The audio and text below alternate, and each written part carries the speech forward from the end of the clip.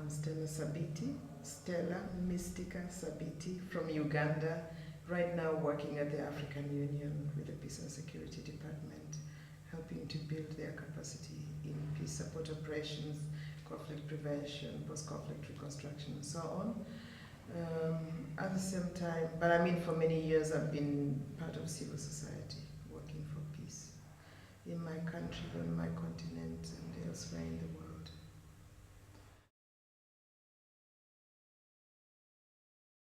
I actually applied here as a student, and when I sent my CV, they wrote back and they said, "You want to come here as a student? Don't you mean to come here as a teacher?" I said, "No, as a student." I said, "No, come as a teacher." That's how I came here. This is my 8th year. Previously, I was coming 2 or 3 times a year, but since I got engaged at the African Union, I don't have enough time, so I come once a year in the winter, the fall. I love it because it gives me an opportunity to mix with a lot of young people, first and foremost, because I also like to remain young. And I like the fun around, and then to meet people from all sorts of backgrounds. And at the same time, I meet people who say they've heard about me, they hear good stories, so they apply to come here just to be with me. So I like this. And I like the quiet countryside. It's the opposite of my life where I work.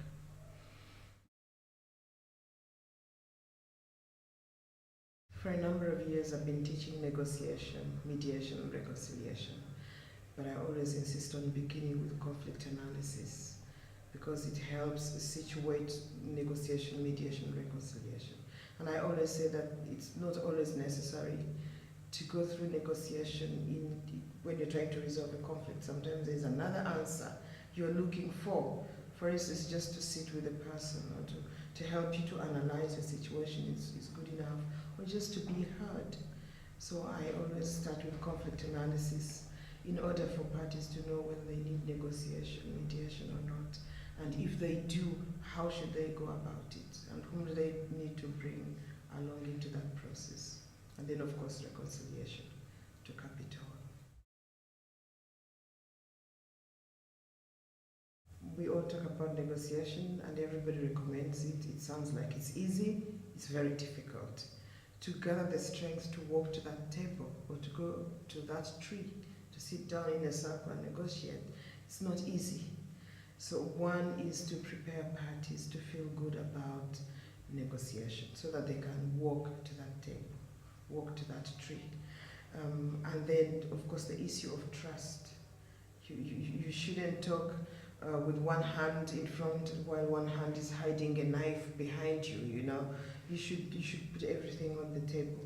Again, it's easier said than done, but there are people who can prepare parties who want to negotiate, because it's a very long, difficult, sometimes traumatic process, but it works.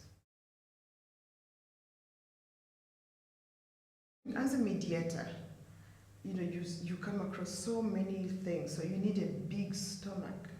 And I'm working now in Ethiopia, and Ethiopians have a proverb or a saying which says a mediator's stomach is like an ocean. In the ocean you have live fish, dead fish, small fish, big fish, all sorts of fish and other things. So you need, as a mediator, you need a big stomach because you have to stomach a lot. So this picture shows a big stomach. Then, of course, big ears, because in that process of negotiation which you're mediating, you need to listen to things which are not said, but also the parties need to be listened to. And you're the first person to offer that because you're sort of showing them how they should listen to each other. So the first thing you do is to give them your ear. And then it has a long tail which works as an antenna. There are so many things going on in the process which are not said, but your antenna should be able to read those things because you need them to enhance the process. And then it has a small mouth. A mediator speaks as little as possible because it is not his or her process. It's the process of the parties.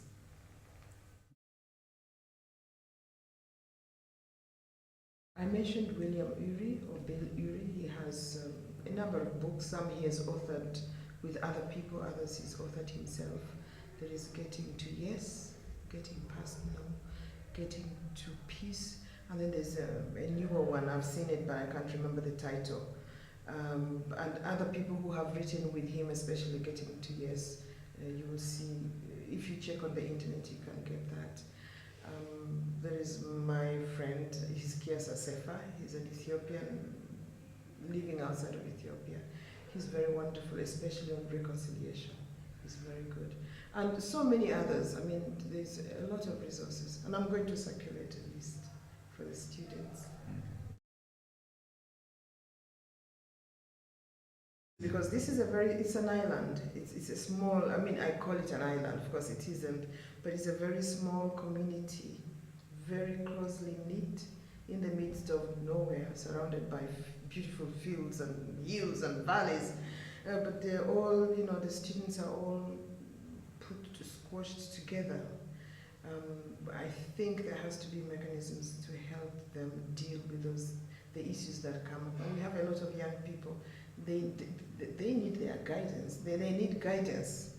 I think the university should provide either, I wouldn't say a counselor, but someone who guides the students, and I'm proposing two, a male and female, so that the students can feel free to go to whoever they feel like to deal with their issues. It's very, very important.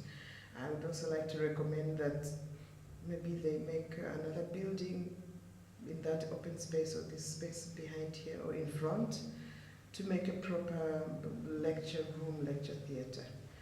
This one with pillars, you can see that the seating is like classroom style, and we don't want that. We want where everybody sees everybody else, but every day everybody sees the back of the others.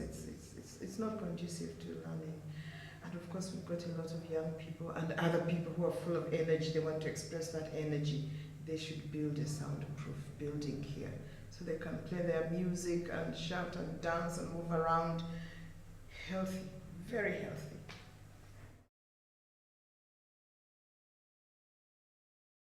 Yeah, you know, in this world, our experience sort of drives us from what is important. What is important is to acknowledge others as human beings. We are all one and the same. We have the same fears, same dreams, same hopes. Working for peace or studying for peace is one of the most wonderful things that can happen to us. And I'm just encouraging the students that coming to this classroom is not just to get the knowledge which they will shelve and just pull out when they need. It should be part and parcel of their everyday life. They should internalize the things, the positive things that they learn here and they hear from their fellow students.